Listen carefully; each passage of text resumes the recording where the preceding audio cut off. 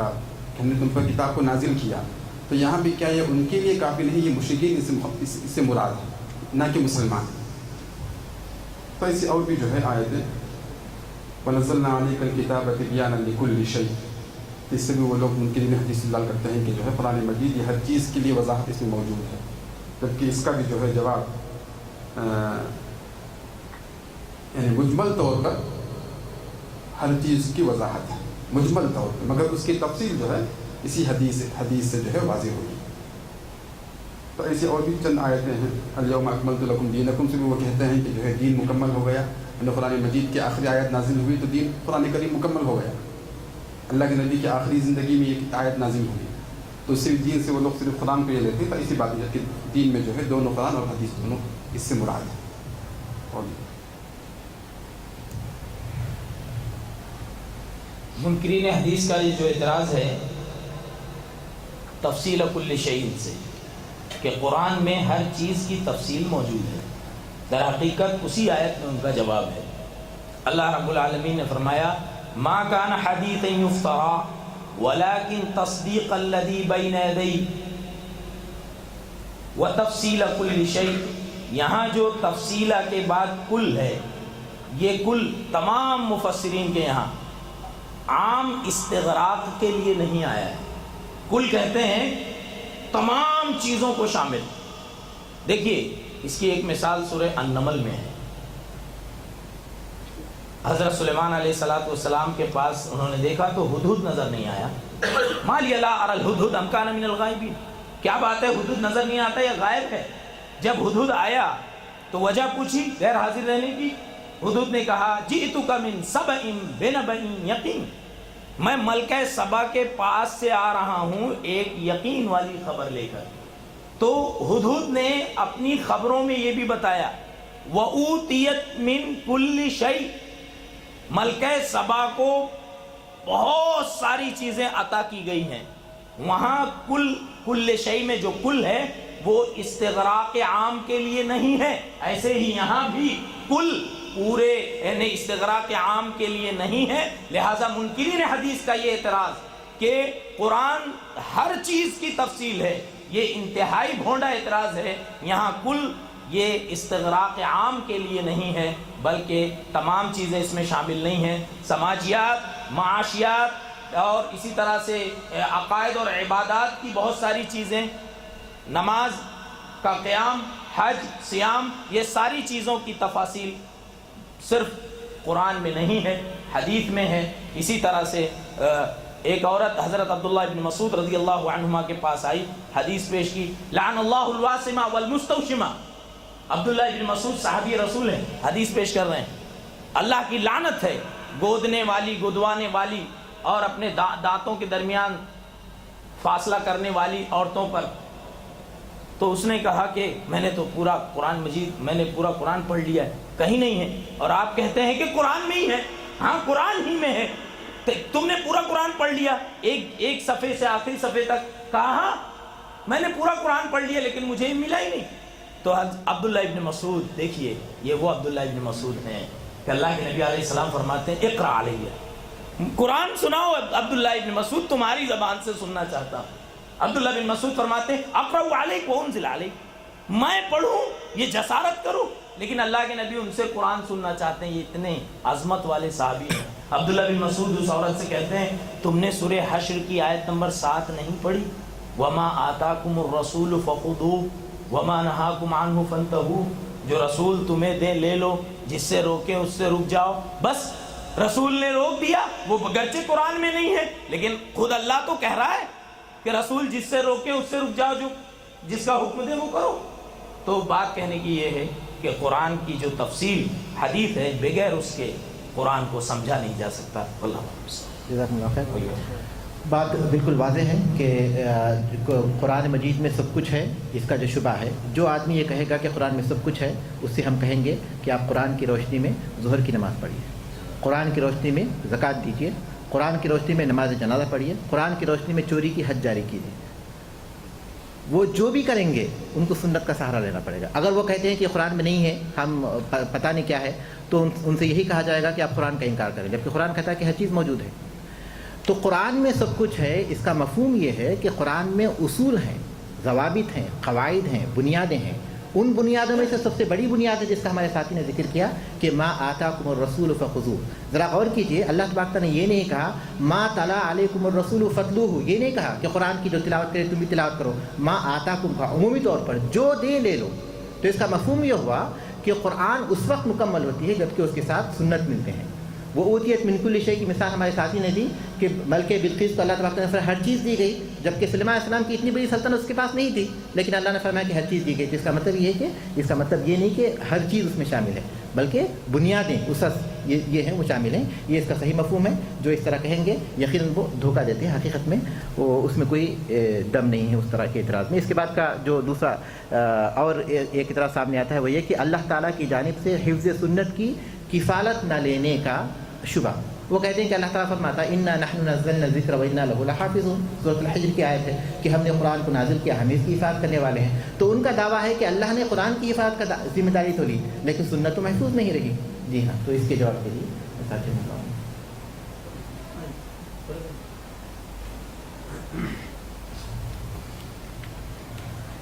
جس آیت سے ان لوگوں نے اعتراض کیا ہے اسی آیت سے جواب بھی واضح ہے۔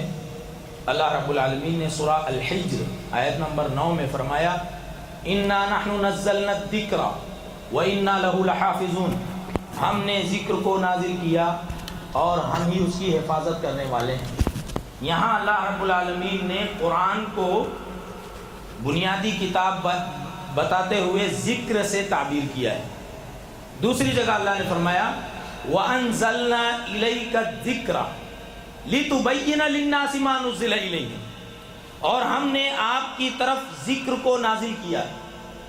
تم سورہ الحجر کی آیت سے جس ذکر کی بات کرتے ہو، میرا اشارہ منکرین کی طرف ہے کہ ذکر کی حفاظت کی اللہ نے ذمہ داری لی ہے، تو وہ ذکر بغیر تبیین رسالت کے مکمل ہی نہیں ہو سکتا۔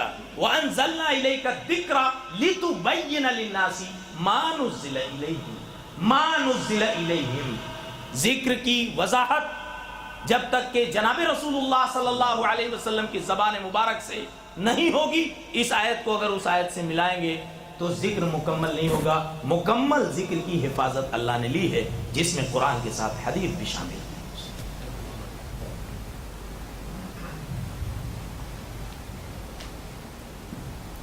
اللہ کے فضل و کرم سے اللہ تعالیٰ نے جو قرآن مجید کی حفظ کی ذمہ داری لی، آج تک قرآن کریم ہمارے پاس محفوظ ہے، اور مسلمانوں کا ایک بڑا طبقہ بلکہ جو ہے جو انکار کرے کہ قرآن مجید محفوظ نہیں ہے تو پھر ہم لوگ تو اس کے کفر میں شک نہیں کرتے ہیں، یا پھر بعض لوگ جو ہے اس کی کوشش بھی کی کہ قرآن کو تحریف کرنے کے لیے کئی نسخے موجود ہیں انٹرنیٹ میں، اس کو تحریف کرنے کے لیے جو ہے بعض جھوٹی آیتیں بھی یہ، مگر یہ جو ہے بالکل دشمنان اسلام کی طرف سے کوششیں ہی۔ اسی طریقے سے سنت بھی جو ہے محفوظ ہے، صحیح احادیث، صحیح بخاری، صحیح مسلم جو ہے آج سے 1200 سال پہلے جس کی تالیف ہوئی آج اسی حالت میں محفوظ ہے، جس کو امت کا ایک بڑا طبقہ جو ہے جس کو مانتا ہے، اگر چند لوگ اٹھیں انکار کریں تو اس کے انکار کو کوئی فرق نہیں پڑتا۔ تو صحیح ہے، صحیح احادیث بھی جو ہے اللہ تعالیٰ جو ہے اس کی بھی اب تک حفاظت کی اللہ تعالیٰ کے فضل و کرم سے۔ خود اللہ کے نبی صلی اللہ علیہ وسلم کے زمانے میں اللہ کے نبی جس طریقے سے قرآن کریم کو صحابہ کرام یاد کرتے تھے، اس پر عمل کرتے تھے، اسی طریقے سے اللہ کے نبی کی احادیث کو بھی نوٹ کرتے تھے۔ جیسے ابو ہریرہ رضی اللہ تعالیٰ عنہ کہتے ہیں کہ میں جو ہے اللہ کے نبی کی احادیث کو یاد کرنے کی کوشش کرتا اور میرے ساتھ عبداللہ بن عمرو بن العاص وہ بیٹھ کے احادیث کو نوٹ کرتے تھے۔ سب سے بڑی یہ ہے کہ جو ہے احادیث رسول کو صحابہ کرام یاد کرتے تھے اور عملاً تطبیق کرتے تھے۔ یہی زمانہ چلتا رہا، جب صحابہ کرام فتوحات ہوتی گئی، مسلمان پھیلتے گئے دعوت کی غرض سے، جہاد کی غرض سے، تب جو ہے صحابہ کرام کے پھیلنے سے پھر اس کے بعد جو ہے کئی لوگ مسلمان ہوئے جس میں عجم بھی تھے، پھر وہاں پہ جو ہے تحریف کا جب جھوٹی احادیث کا یہ ہوا تب جو ہے محدثین کرام نے کتاب کی شکل میں اس کی حفاظت کی ذمہ داری دی۔ جزاکم اللہ خیر، یہ بات بالکل واضح ہو گئی کہ جب تک تبیین کی حفاظت نہیں ہوتی جو بیان کرنے والی ہے، اس وقت تک ذکر کی حفاظت کا کوئی فائدہ نہیں۔ اسی وقت وہ واضح ہوگا، اسی وقت محفوظ ہوگی جبکہ وہ دونوں کی حفاظت ہو۔ اور دوسری یہ بھی کہ یقیناً اللہ تبارک تعالیٰ نے اس کی حفاظت کی سنت کی، اور اس کی واضح دلیل یہ ہے کہ محدثین نے جو حدیثوں کی کتابیں ہمارے سامنے ہیں بہت سے مستخرجات ہیں، جس میں بعض محدثین نے اپنی اسناد سے ان حدیثوں کو بیان کیا ہے جس کو امام بخاری، امام مسلم یا پھر دوسرے محدثین نے بیان کیا ہے، لیکن ان کی سند میں ان کے کوئی بھی آدمی نہیں ہے، بالکل راوی دوسرے ہیں. تو اس سے بات معلوم ہوتی ہے کہ جو باتیں یہاں ہیں وہ باتیں دوسری طرح سے ثابت ہیں، یعنی بالکل بغیر کسی فرق کے. تو اللہ تبارک تعالیٰ نے اس طرح یقیناً اس کی حفاظت کی اور الحمدللہ ہم تک یہ چیزیں پہنچی. جی ہاں، ابھی سنت کی حفاظت یا اس کی کفالت کی بات ہو رہی تھی. سنت کی جن لوگوں نے حفاظت کی، جن لوگوں نے اس کو لکھا پڑھا، اس کے لیے علماء حدیث نے، محدثین نے جو علم ایجاد کیا جرح و تعدیل کا، وہ علم ایسا انوکھا علم ہے کہ دنیا کے کسی علم میں ایسا، دنیا کے کسی علم و فن میں اس کی مثال نہیں ہے. جو ثبوت لقاء، یعنی ایک آدمی دوسرے آدمی سے ملا ہوا ہو اور اس کو تحریر میں لایا گیا ہو کہ فلاں شخص سے ملا ہوا ہے، یعنی اس کی زندگی میں اس سے کئی بار اس کی ملاقات ہوتی رہی، اس نے پڑھا ہے، اس نے اس سے کچھ سیکھا ہے، یہ چیز موجود ہے. اگر آپ 1400 سال سے پہلے، 1400 سال سے لے کر آج تک کسی حدیث کا سلسلہ جاننا چاہیں تو آج جو ایک عام آدمی، ایک عام طالب علم جو کسی دینی مدرسے سے فارغ ہوتا ہے، وہ آپ کو سارا یہاں سے لے کے نبی کریم صلی اللہ علیہ وسلم تک بتا سکتا ہے کہ کس نے یہ حدیث کس سے سنی، اس نے کس سے سنی. آپ کو 50 سے لے کر 60 تک بھی نام گنا سکتا ہے، اور ایسا ہوائیہ نام بھی نہیں ہے. اگر آپ نے غلطی کی تو کئی لوگ رہیں گے جو آپ کو ٹوک دیں گے کہ آپ نے کہاں کس سلسلے میں غلطی کی ہے. تو یہ سب سے بڑی دلیل ہے کہ اللہ تعالیٰ نے سنت کی اس طرح حفاظت کی کہ علم رجال کو خود محفوظ کیا گیا. اس کو پڑھنے، پرکھنے، سمجھنے والے کچھ اور ہی ہیں جنہوں نے پوری اپنی زندگی اس کام کے لیے وقف کی. اور یہ علم رجال ایک ایسا علم ہے کہ جس کے بغیر آپ حدیث کی صحت کو، اس کے ذوق کو سمجھ نہیں سکتے. تو یہ واضح دلیل ہے کہ اللہ تعالیٰ نے قرآن کے ساتھ ساتھ علم حدیث کی حفاظت کی، سنت کی حفاظت کی، اور جن لوگوں نے اس کو روایت کیا ان کی زندگی بھی آج محفوظ ہو گئی، انشاءاللہ قیامت تک بھی محفوظ رہے. یہ بات میں واضح کرنا چاہتا ہوں. جس طرح ہم جانتے ہیں کہ سنت یا حدیث قرآن کی شرح ہے، اس کی تفسیر ہے، اس کی تبیین ہے، تو خود قرآن کے ایک آیت سے بھی اس کی دلیل ملتی ہے کہ اللہ رب العالمین نے اس کے بیان کی حفاظت کا فرمایا ہے. جیسے اللہ رب العالمین کا ارشاد ہے لا تحرک به لسانک لتعجل به ان علینا جمعه وقرآنه فاذا قرأناه فاتبع قرآنه ثم ان علینا بیانه. تو پھر اس کا بیان کرنا یا بیان کی حفاظت کرنا یہ ہم پر ہے. تو گویا تبیین کی یا سنت اور حدیث کی حفاظت کا ذمہ بھی اللہ رب العالمین نے لیا ہے. جزاکم اللہ خیر. اس کے بعد ہم اگلے شبے کی طرف بڑھتے ہیں. جو ان کا اعتراض ہے وہ یہ کہ عہد نبوی میں کتابت سنت سے ممانعت کا شبہ. بعض احادیث میں اس بات کا ذکر ہے، رسول اکرم صلی اللہ علیہ وسلم نے سنت کی کتابت سے منع کیا تھا. تو اس کو شبہ کے طور پر پیش کرتے ہیں کہ باقاعدہ اس سے ممانعت کی گئی تھی. تو اس کے جواب کس طرح کی باتیں؟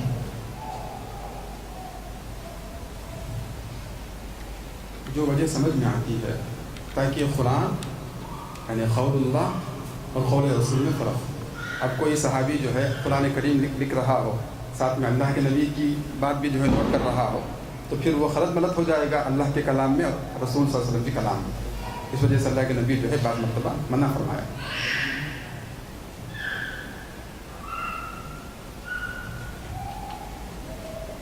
نبی کریم صلی اللہ علیہ وسلم نے جو حکم دیا لا تکتبوا عنی، مجھ سے کچھ بھی مت لکھو، جیسے کہ ابھی آپ بتا رہے تھے. ایک مجلس میں صحابہ کرام جب قرآن کی آیتیں سنتے، اس کو سمجھتے، اس کو لکھتے، نوٹ کرتے، اس کو یاد کرتے، ساتھ ساتھ نبی کریم صلی اللہ علیہ وسلم کبھی اس کی تشریح فرما رہے ہوں اور اس کو بھی نوٹ کر لیں گے، تو آدمی قرآن کی آیت کو، اس کی تفسیر کو، دونوں کو ملا دے گا. تو اور نبی کریم صلی اللہ علیہ وسلم نے سب سے پہلے شروع میں اس چیز کو منع فرمایا. اس کی دوسری ایک وضاحت یہ ہے کہ نبی کریم صلی اللہ علیہ وسلم نے شروع کا جب دور تھا، صحابہ اکرام کو آپ وضاحت کرتے تو اس وقت آپ صلی اللہ علیہ وسلم نے منع فرمایا. لیکن ایک زمانہ گزرنے کے بعد کچھ صحابہ ایسے آئے جنہوں نے خود نبی کریم صلی اللہ علیہ وسلم سے مطالبہ کیا کہ آپ مجھے کچھ لکھت پہ دے دیں، لکھ کر مجھے دے دیں. آپ صلی اللہ علیہ وسلم نے ابو شاہ نام کے ایک صحابی جو نئے نئے اسلام قبول کیے تھے، انہوں نے درخواست کی آپ صلی اللہ علیہ وسلم سے کہ آپ مجھے کچھ لکھ کر دیں، تو آپ صلی اللہ علیہ وسلم نے فرمایا اکتبوا لأبی شاہ، کہ وہ جو فرمائش کر رہے ہیں کہ انہیں لکھت میں کوئی چیز چاہیے، سنت کو زندگی کیا کہتے ہیں نماز کی تفصیل یا جو بھی وہ چیز چاہ رہے ہیں، احادیث پر مشتمل کوئی چیز ان کو کتابی شکل میں لکھ کر دے دیجیے۔ تو نبی کریم صلی اللہ علیہ وسلم نے اپنی زندگی میں بعد میں حکم کیا کہ تم لکھ کر دو، تو جہاں یہ بات کا خوف تھا کہ لوگ غلط مرد کریں گے وہاں منع کیا، لیکن جب آپ صلی اللہ علیہ وسلم کو یہ یقین ہو گیا کہ صحابہ کرام اب سمجھنے لگے ہیں کہ یہ قرآن کی آیت ہے، یہ حدیث ہے، تو اس وقت نبی صلی اللہ علیہ وسلم نے حکم دیا کہ آپ جن کو لکھ کر دینے کی ضرورت محسوس ہو آپ ان کو لکھ کر بھی دے سکتے ہیں۔ اور دوسری چیز یہ ہے کہ صحابہ کرام اس وقت سب لوگ لکھنا پڑھنا بھی نہیں جانتے تھے، اکثریت کوئی بھی چیز کو حفظ یا یاد کر کے محفوظ کرنا چاہتے تھے، کیونکہ جب آدمی لکھنا پڑھنا نہیں جانے گا تو سوائے اس کے پاس اپنے دماغ پر زور دینے کے کوئی دوسرا راستہ نہیں ہے۔ تو اکثر صحابہ اپنے سینوں میں اس چیز کو محفوظ کیے ہوئے تھے کہ نبی کریم صلی اللہ علیہ وسلم کے اس موضوع پہ کیا اقوال ہیں، کیا افعال ہیں۔ آپ حج کے تعلق سے حج کی تفصیلات میں آپ کئی روایتیں آپ سنیں گے پڑھیں گے تو آپ کو یہ پتہ چلے گا کہ ایک صحابی روایت کرتے ہیں کہ میں نے نبی کریم صلی اللہ علیہ وسلم کو فلاں مقام پر یہ کام کرتے ہوئے دیکھا، ایسا کہتے ہوئے سنا۔ تو اس طرح نبی کریم صلی اللہ علیہ وسلم کے الفاظ کو ہو بہو جہاں من تھا، جہاں عن تھا، جہاں لا تھا، اس کو براہ راست صحابہ کرام نے یاد کیا۔ ان کا اعتماد، ان کا بھروسہ اپنے حافظے پر زیادہ تھا، اس لیے بھی اس وقت لکھنے کی زیادہ ضرورت محسوس نہیں ہو رہی تھی۔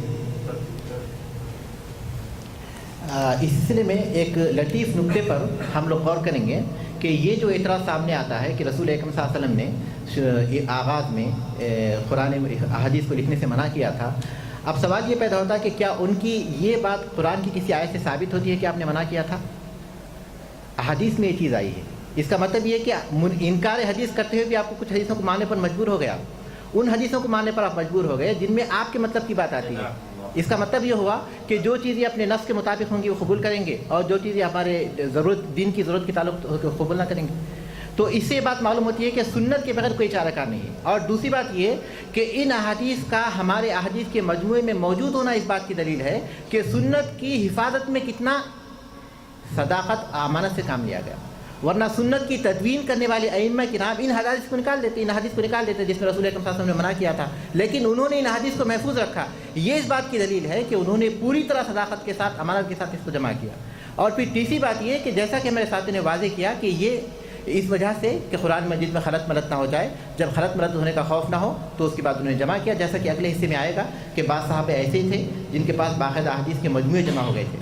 اور تیسری بات یہ کہ کسی چیز کو محفوظ کرنے کا طریقہ صرف کتابت ہی نہیں ہے، بلکہ اس پر عمل ہے، تطبیق، جو یقیناً اس کے بعد ایک سے دوسرے تیسرے کو منتقل ہو جاتا ہے، اور اس کے بعد سینے کے ذریعے سینے میں محفوظ ہونا، اور اس طرح وہ منتقل ہوتا ہے۔ یہ تینوں چیزیں ایک ساتھ چل رہی تھیں کہ کچھ نے لکھے بھی تھے اور عمل کے ذریعے وہ شامل ہو چکا تھا، اور تیسرا پھر کتابت، یہ جو اقوى قول ہے حفظ کے ذریعے پہنچ رہا تھا۔ اس کے بعد ہم آگے پہنچتے ہیں تدوین حدیث میں تاخیر کا شبہ۔ بعض لوگ کہتے ہیں، وہ لوگ کہتے ہیں کہ حدیث کا انکار کرنے والے کہ حدیث کو بہت دیر سے جمع کیا ہے، رسمی طور پر جیسا کہ معلوم ہوتا ہے کہ عمر بن عبدالعزیز رحمۃ اللہ علیہ اپنی خلافت کی دور میں اس کا حکم دیا تھا باقاعدہ، اور وہ 99 میں خلیفہ بنے، 99 ہجری میں خلیفہ بنے، اور 101 میں ان کا انتقال ہوا۔ تو اعتراضات میں ایک اعتراض یہ بھی ہے کہ سنت بہت دیر سے جمع کی گئی، جیسے قرآن مجید رسول صلی اللہ علیہ وسلم کے انتقال کے فوری بعد کچھ جنگیں ہوئی تو اس کے فوری بعد صحابہ نے اس کو جمع کر دیا کاغذات کی شکل میں، یا پھر جو بین الدفتین جسے کہتے ہیں، لیکن احادیث کو بہت دیر سے جمع کیا گیا، تو اس لیے اس پر اعتماد میں وہ شبہ پیدا کرتے ہیں۔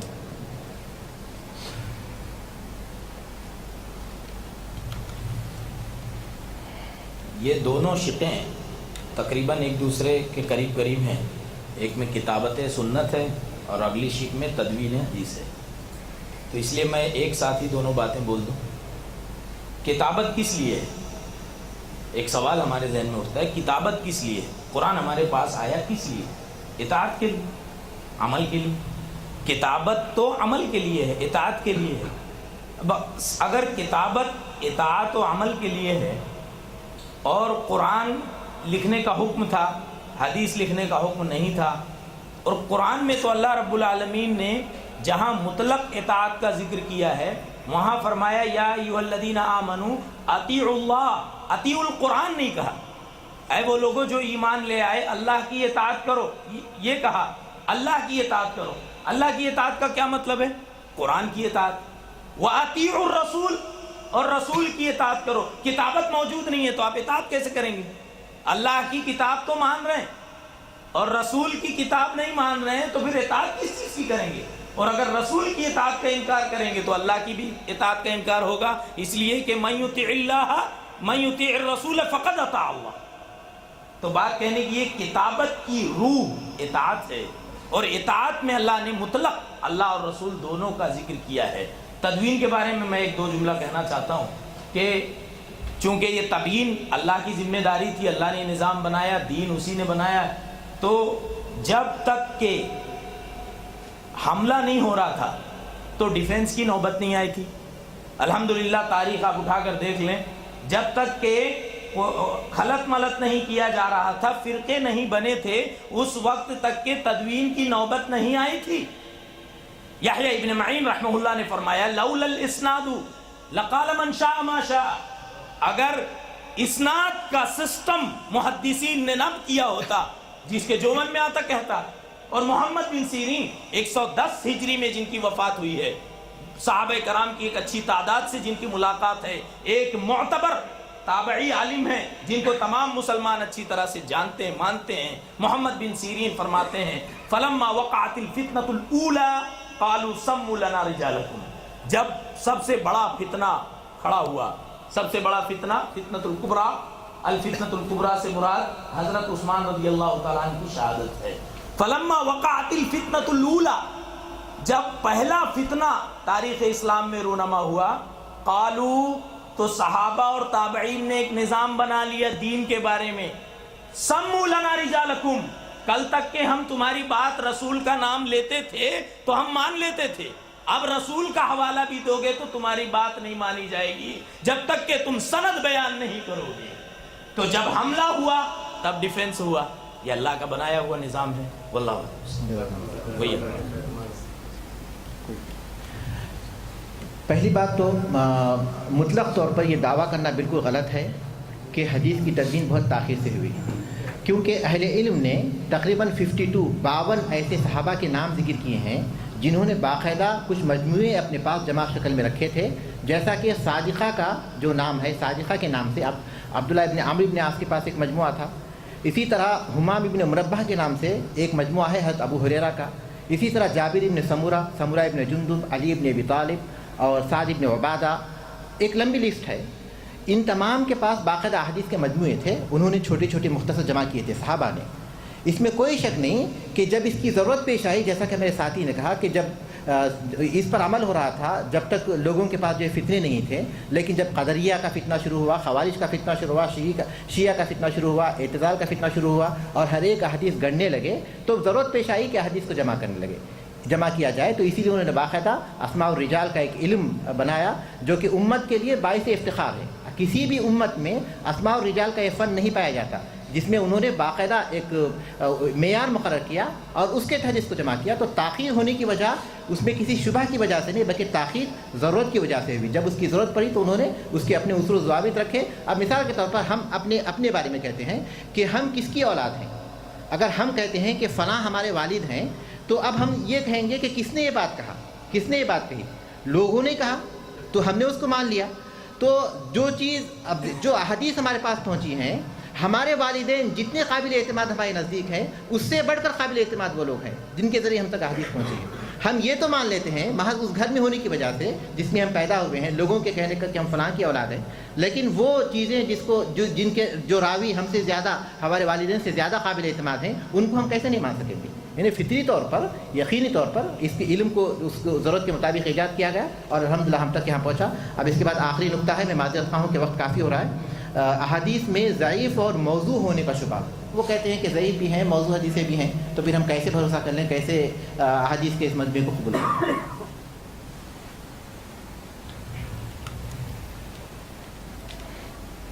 جیسے کہ ابھی جو بحث سامنے آئی ہے کہ الجرح و تعدیل جو علم ہے، تو اب راویوں میں کئی راوی ہوتے ہیں جو عادل نہیں ہوتے، امانت میں جو ہے کچھ خلل ہوتا ہے یا ان کے حفظ میں کمزوری ہوتی ہے، ایسے کئی اسباب ہیں، یا پھر ملاقات نہیں ہوتی ہے۔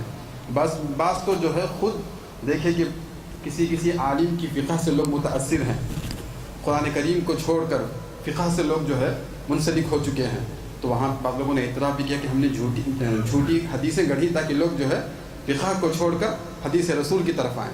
تو ایسے اسباب تھے جس کی وجہ سے جو ہے علماء کرام نے یہ تفصیل بیان کی کہ یہ حدیث ضعیف ہے، یہ حدیث موضوع ہے، یہ حدیث جھوٹی ہے، یہ حدیث صحیح ہے۔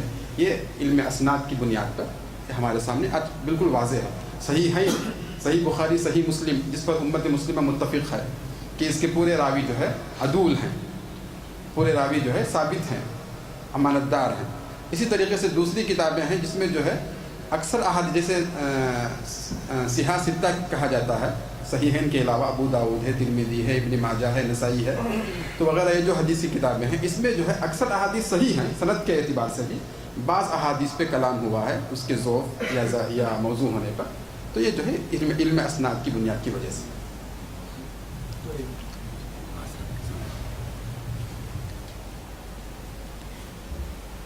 ضعیف اور موضوع احادیث کا حوالہ دے کر تمام احادیث کے ذخیرے کا انکار کر دینا یہ شرارت بھی ہے اور حماقت بھی ہے۔ یہاں میں یہ عرض کرنا چاہتا ہوں کہ کچھ دیر کے لیے یہ کہہ رہے ہیں کہ حدیثوں پر کوئی اعتبار نہیں، قرآن پر اعتبار ہے۔ کچھ دیر کے لیے بڑی ہی معذرت کے ساتھ آپ ان سے یہ سوال کریں کہ جو قرآن جناب رسول اللہ صلی اللہ علیہ وسلم پر نازل ہوا تھا، آپ کے پاس کیا ضمانت ہے کہ جو قرآن آپ تلاوت کرتے ہیں یہ وہی ہے؟ اب یہ سوال آپ ان سے کریں، یہ قرآن جو آپ پڑھ رہے ہیں وہی ہے جو جناب رسول اللہ پر نازل ہوا، اس کی آپ کے پاس کیا دلیل ہے؟ تو کہیں گے سینہ بسینہ منتقل ہوا ہے۔ اگر قرآن یعنی وحی کی ایک قسم، وحی مطلوع، سینہ بسینہ منتقل ہونے سے آپ اس کو قبول کرتے ہو، تو وحی کی دوسری قسم سینہ بسینہ منتقل ہونے سے انکار کیسے کر سکتے ہیں؟ ایک بات یہ، دوسری بات یہ کہ ضعیف اور موضوع روایتیں ہیں، اس میں کوئی شک نہیں، لیکن علماء نے اسماء الرجال اور جرح و تعدیل جس کا ذکر ہوا، ان راسخ علوم کے ذریعے ضعیف اور موضوع روایتوں کو الگ کر دیا ہے۔ آپ کے پاس بہت سارے ریال ہیں، بہت سی نوٹ ہے، اب اس میں ایک ریال کے بارے میں یا ایک نوٹ کے بارے میں آپ کو یقین ہو گیا کہ یہ نقلی نوٹ ہے، تو آپ اپنے پورے پیسے پھینک دیں کہ اس میں ایک نوٹ نقلی ہے۔ کچھ برتن اگر ٹوٹے ہوئے ہیں تو پورے برتن پھینک دیں، کچھ کپڑے خراب ہوئے ہیں تو پورے کپڑے ریجیکٹ کر دیں، گھر میں ایک آدمی بیمار ہے تو سب کو ایڈمٹ کر دیں۔ کچھ حدیثیں اگر ضعیف اور موضوع ہیں جن کی وضاحت ہو گئی ہے تو پھر تمام حدیثوں کا انکار کر دینا یہ سراسر حماقت ہے، شرارت ہے۔ اور تیسری بات یہ کہ ضعیف کیوں ہوئی، موضوع حدیثیں کیوں وارد ہوئیں، ان کے اسباب پر اگر آپ غور کریں گے تو ساری تاریخ آپ کے سامنے آئے گی۔ میں بڑے ہی چھوٹا منہ بڑی بات، آپ میں سب سے چھوٹا ہوں اور اجنبی بھی، لیکن پھر بھی میں نے بہت سا وقت آپ کا لیا ہے۔ اللہ آپ کے اس پورے وقت کو قبول فرمائے، ہمیں اور آپ کو اجر جزیل عطا فرمائے۔ میں ایک چھوٹے سے واقعے کی طرف اشارہ کرنا چاہتا ہوں، ان موضوع اور ضعیف حدیثوں کے اسباب کی روح ہمیں سمجھ میں آئے گی۔ واقعہ یہ ہے کہ جابر جوفی ایک شخص تھا، اس نے 40,000 کے لگ بھگ حدیثیں اس نے گڑھ لی اپنی طرف سے۔ جی اس کا تذکرہ شیخ ابن رشد رحمہ اللہ نے بدایت المجتہد میں کیا ہے، اور بھی کتابوں میں ہے، علامہ مغنی رحمہ اللہ نے، ابن قدامہ نے المغنی میں بھی کیا ہے۔ تو واقعہ یہ ہے مختصر یہ کہ اس نے بہت ساری حدیثیں گڑھ لی۔ اب تختہ دار پر اسے لٹکایا گیا کسی سماجی جرم کی وجہ سے۔ حاکم نے پوچھا کچھ خواہش ہے تمہاری؟ کہنے لگا ہاں ایک خواہش ہے، مجھے اپنی بات کہنے کا موقع دیا جائے۔ اور اس نے پھر اقرار کیا کہ میں نے اتنی ساری حدیثیں گڑھ لی ہیں، اگر تم مجھے مار دو گے تو ان حدیثوں کا کیا کرو گے؟ وہ سبب پوچھا گیا تم نے یہ حرکت کیوں کی؟ تو اس نے کہا میں نے سفیان ابن عیینہ، فلاں ابن فلاں محدثین کو دیکھا، حدیث بیان کرنا شروع کیا انہوں نے، تو ان کے حدیث بیان کرنے سے پہلے میرا ایک مجمع لگتا تھا، لوگ میرے مجمع میں شریک ہوتے تھے، ان کے حدیث بیان کرنے کی وجہ سے میرا پورا مجمع لٹ گیا.